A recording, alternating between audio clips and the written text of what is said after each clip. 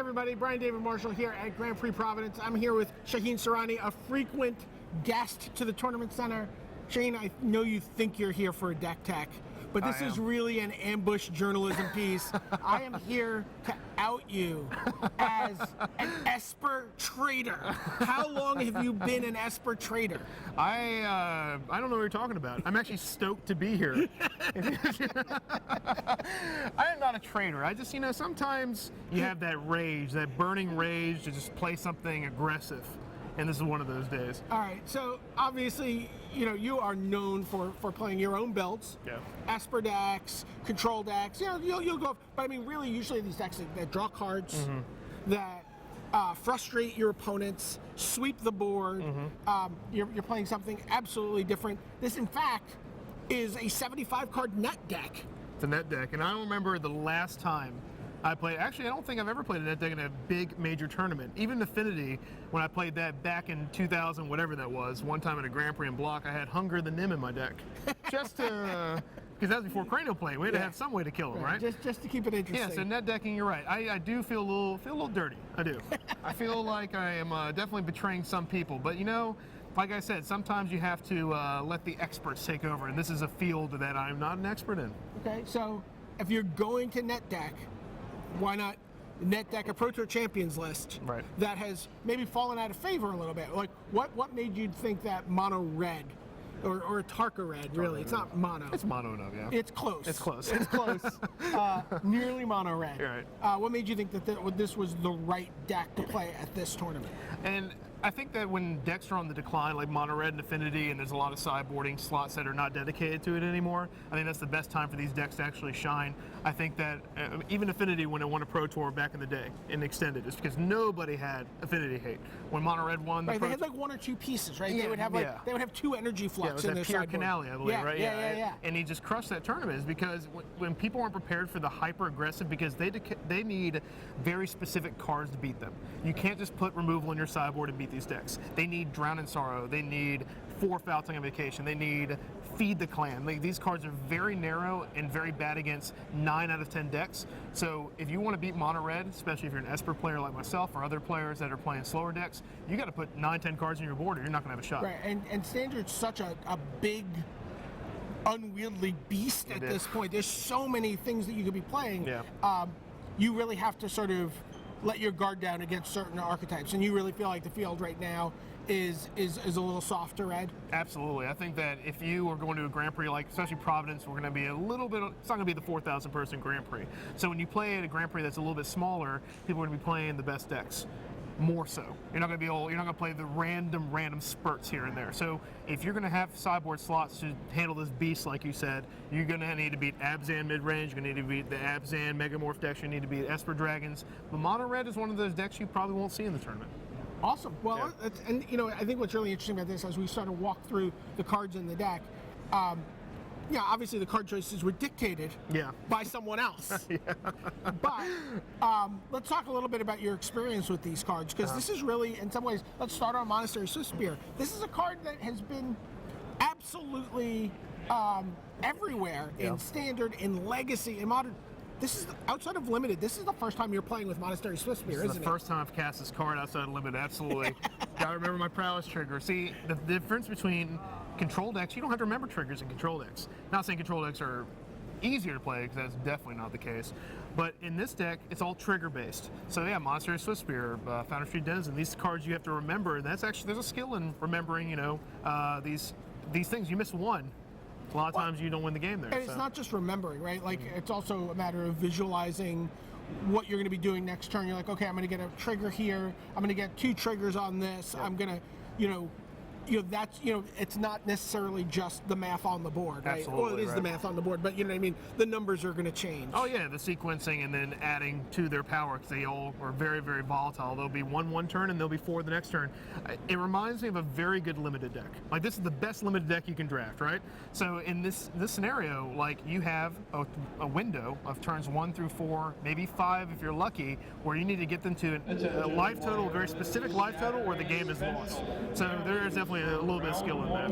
So talk to me about Foundry Street Denizen. This is Monastery Swiftspear. I can envision you playing. I can't even imagine you playing a Foundry Street Denizen in Limited. No. It's funny. A lot of times I draft very aggressive decks in Limited, and it's almost like my favorite card. I don't know if you remember from Worlds was Bump in the Night, and I used to draft. Yeah. I love me some Bump in the Night, so I'll draft aggressive decks. But in Constructed, I love winning later in the game because you can win with Mana Flood. You can win with elongating the game. You have time to set up. With this deck, there's no time. This deck, if you don't win at a certain time, or if you draw too many lands, it's terrible. That's why a card like Foundry Street Denizen would never tickle my fancy, because turn 6 Foundry Street Denizen just hurts me just thinking about it today. Petrified. Hopefully it doesn't happen too often. Right, yeah. 3 copies of Zergo Bell Striker. Yep, I had to do a double take of that one because, again, I was like, why is there only 3 of these? Oh, it's legendary. Oh, yeah. Have you had to do any kind of getting accustomed to when you cast it, when you dash it? I think turn 1 is always, turn 1, optimally you want to play one of these early haste guys, of course. And then if you have Foundry Street Denizen on 1, you're always wanting to dash it on 2 just to get the trigger and get more damage in. This deck is all about like just nicking away at them, right? And most of the time against these green decks that have creatures, you don't want to just cast it and then not be able to attack with the next turn when they actually stabilize the board. So dashing it is correct. I would say most of the time you get your damage where you can get it rather than building a board with these fragile 1 and 2 drop creatures. Okay, so more 1-drops. Yep. One copy of Frenzied Goblin. Mm-hmm. Yep. In a green world, you need it, and it's one of those cards that's not. It's not an attractive card. It's not a card where you just want to have a bunch of them in your deck. A lot of times does nothing, especially against the control decks. But the beauty of that card is it's not like you're going to lose to the control decks anyway. You beat the snot out of them game 1 anyway, and that's just another like cog in the big machine to beat these green decks because they have 2 4s and 3 3s and 3 3s on turn 2. So you have to have cards like that or Heel Cutter. Okay. Yeah. So talk a little bit about Lightning Berserker. It's a card you actually felt you've been surprised by. Yeah. I actually thought there should be more in this deck. I'm playing a deck that's a little bit on the older side. It won the Pro Tour. Yeah. It wasn't last week. Yeah. This is not an updated list. This is not an updated list, but it's a card where it does everything you wanted to do. It gives you that end game win condition, turn 4 or 5 or whatever, and it also allows you to have more 1-drops in your deck. This deck is a 1-drop deck, so I really like it. But you wouldn't swap out like the Frenzied Goblin for the Lightning Berserker? No, I think they both serve very unique roles there. I think the Lightning Berserker allows you to have a mana dump in your game, and the Frenzied Goblin allows you to push through these early 1-drops after they start to become obsolete. Okay, Dragon Fodder? Yep, probably the best card in the deck because turn 2 it pumps 8 of your 1-drops on turn 1. So either you have the Monastery Swiftspear, you get the Prowess trigger off the Swiftspear, and you get +2 on the Denizen. Those are most of the games you win. When you have turn 1 Denizen, you have turn 2 Dragon Fodder. Those are the games where you can get a lot of damage on.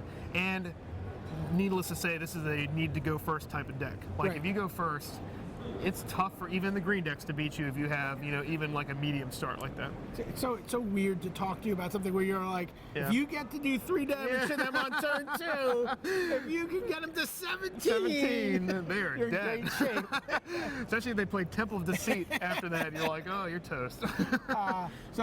Whirling Outburst? Yeah, that's people, I think, talking to friends of mine, that's their favorite card in the deck. It's probably the most powerful card in the deck because it's 3 creatures for 1. And again, this deck is just full of synergy. And as we get toward the pump later on, you'll see that it all works together. Reason why I won that Pro Tour, definitely a good card. Yeah, and then the Rabble Master. And how often have you played with Rabble Master? Never.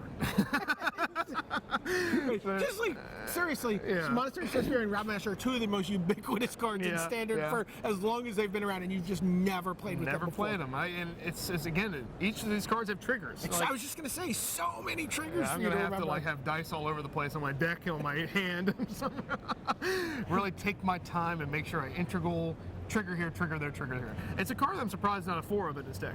I was brainstorming earlier, and we were playing some matches earlier, and I was trying to figure out what Rabble Master is really bad against. And I really couldn't come up with much because against the green decks, it allows you to push through those big toughest creatures. It's added pressure. I know it's 3 mana, and that's probably why I want to play more. Right. The more expensive these cards are, I want to maximize them because I love powerful magic But you're cards. only playing 20 lands in the deck, and that's got to be the concession that was made there? Yeah. So I guess he found that Whirling Outburst is just a all-around better card than Rabble Master. Even though Rabble Master puts 2 creatures out at the beginning, which is, again, it's just, I'm gonna concede to his knowledge. Yeah. Because I would play 4 Rabble Master in my opinion, because it's 1 less creature with tons of upside. So, but you know, he probably knew what he was doing. So I mean, and the formula really here is 23 creatures. Some of them are spells that make creatures. 17 spells that do stuff, and then 20 lands. Talk to us about the spells. Wild Slash. That's the necessary evil in the deck, and if they play Elvish Mystic, you have to slash it on 2 or on 1, just to make sure they don't play turn 2 Courser on you, or even turn 2 Deathmist Raptor.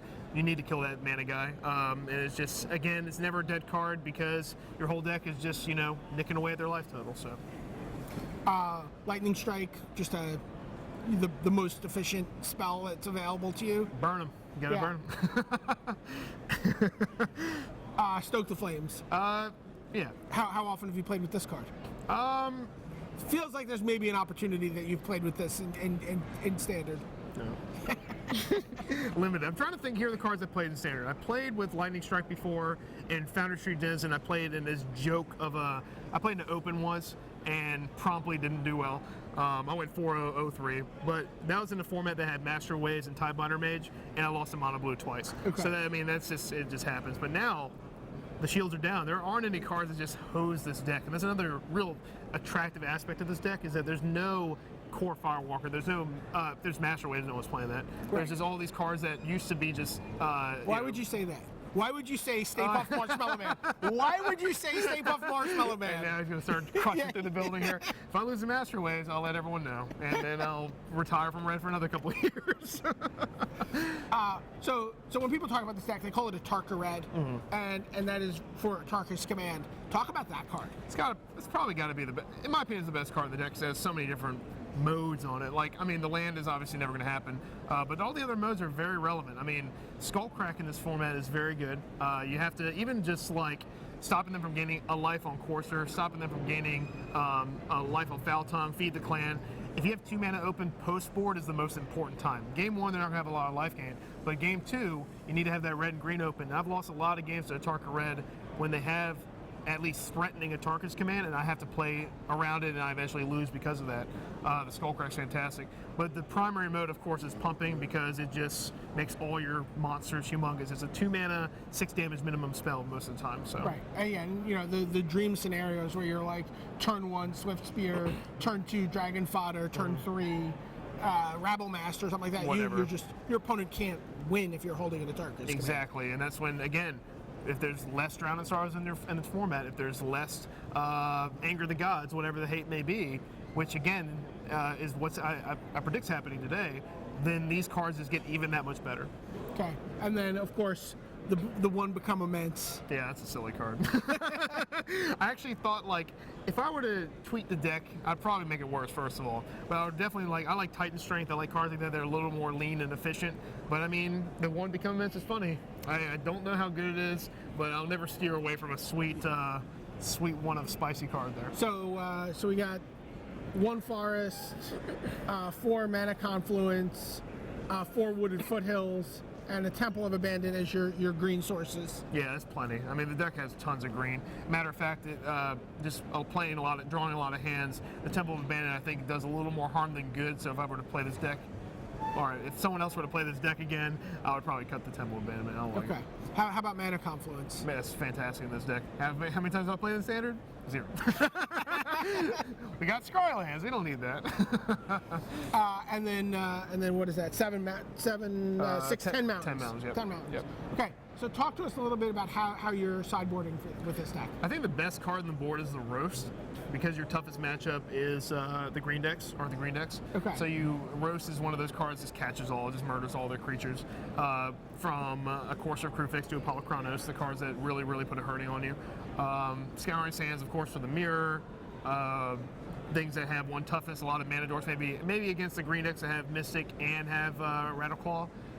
Heel Cutter comes in against all the green decks and anything with big toughness. Destructive Revelry comes in auto included against the Courser decks, I think. Sure. Having 1 won't hurt you, and then if you do Destructive Revelry of Courser, they're in deep trouble, because the 2 damage is super relevant. Kill the blocker for 2 mana is just lean, good removal spell. I feel like I'm going to board in the Rabble Masters every match because I just want to play full Rabble Master. You're just going to draw too many lands in one game. Yeah, and you're going to be like, oh, they're all coming in. All the Rabble Masters, all the Halls of Triumph. I think I'm not sure what Rabble Master is fantastic against. I think it's just good against everything. So if I want to board out like a Wild Slash or 2, it'll just auto come in. Right. You don't know what you know you want them in, you just don't know what you want out in those matchups. Talk about the Eidolon. Eidolon is, that's the one I feel real dirty about. I'm going to have to shower after playing the Eidolon because that is a card that it's almost like playing Thalia. The cards like that, Gaddock Teague. Those are cards that have tormented me over the years, and it's a control killer. It's just too good. I don't know why you need it because I lose to this deck pretty consistently with my control decks without Eidolon. But I mean, they're going to come in against the control decks. They're going to come in against any decks that have a lot of, I guess maybe even the red-green devotion decks that don't have the aggressive part, the ones that just play the mana dorks and all that, the ones that ramp into dragons, Nigh Dragons, why am I against that? Hall of Triumph is another card that is against a control mirror where you want to get out of Drown in Sorrow range and all that stuff. So you don't have that much that you get out of Drown in Sorrow range. I mean, I guess you get your Swift Spears, your Bell Strikers, and your Rabble Masters. Yeah, and that's people told me that's against the Drown in Sorrow decks, but then again, like you said, it doesn't really save much. I guess maybe it just saves enough. Saves enough. Saves something. Leave me with one little tidbit there. Like his Virulent, I guess it's really good against. It's not good against Virulent Plague. It doesn't do anything because 2/2s is the best you're going to do there. But it allows you to at least bounce back with one creature, I guess, or one Dragon Fodder becomes heavy damage, like 4 damage or a 6 damage Hornlight Outburst. So. And then what's the Scouring Sands there for? Just the mirror, just pinging down little 1/1s, and then again against the mana dorks, maybe I'll bring it in against that. Okay. So you decide you're going to fly to Grand Prix Providence. Oh, we drove. Oh, you drove. Okay, you're going to drive here. What's your process for arriving at this deck? Like, how do you arrive that this is the card I want to play, and one of my opportunities to compete at a Grand Prix? Fatigue is one. We got here. We got about 3 hours sleep, and there may be some offended by a casual comment saying this deck is easier to play than my deck would be right now. It's just easier to play. It's just there's a lot less hefty decision making that the Esper decks have. It wins easier.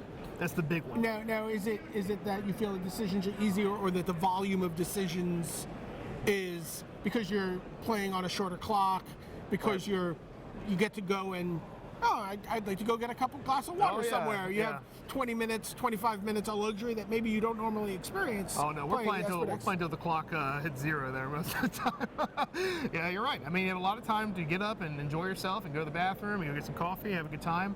And it's also one of these decks that if it wins from turns 1 to 6, if you're playing just a turn 1 to 6 game, you have less opportunity to make play mistakes. That's just volume based. I mean, if I'm playing till turn 19, I have ample time to goof that up and miss some things. So basically, you got to just get mentally prepared with a deck like Mono Red. You have to play tight turn 2. Let's say turn 1's a wash here. Turn 2, 3, and 4, and 5. And if you do that, you'll win some games, and then you can go kick back and relax. You don't get a fully matured decision tree with this, ideally. Yeah. Like I said, the tree is has a couple branches. It's a decision bush. Yeah, it's a decision. It has a decision shrubbery here or there. Yeah. I don't want to say Magic's a tough game, period. It's a hard game, and that's why the same people do well. That's why Martin won the Pro Tour with this, because he's a good player playing a deck like this. It's just easier in a sense that it's the easier of the hard decks to play, in my opinion. And I've played against it. I've played with it when we do play testing. So even though I haven't cast a Monster Swift Spear in a tournament, we always switch decks to get the different perspective when we play tests and whatnot. So I have played the deck, and the tree, like you said, less mature, less amount of mistakes you can possibly make because it's only a 3-4 turn clock. And then, like you said, you get up, get to say hi to your friends, hang out, and talk about how you burn somebody. Seeing your friends is the best part of being at a GP. That is the best part. Give me a high 3. Yeah, here we go. All right. From Grand Prix Providence, Brian David Marshall, Shaheen Soorani. Thanks a lot.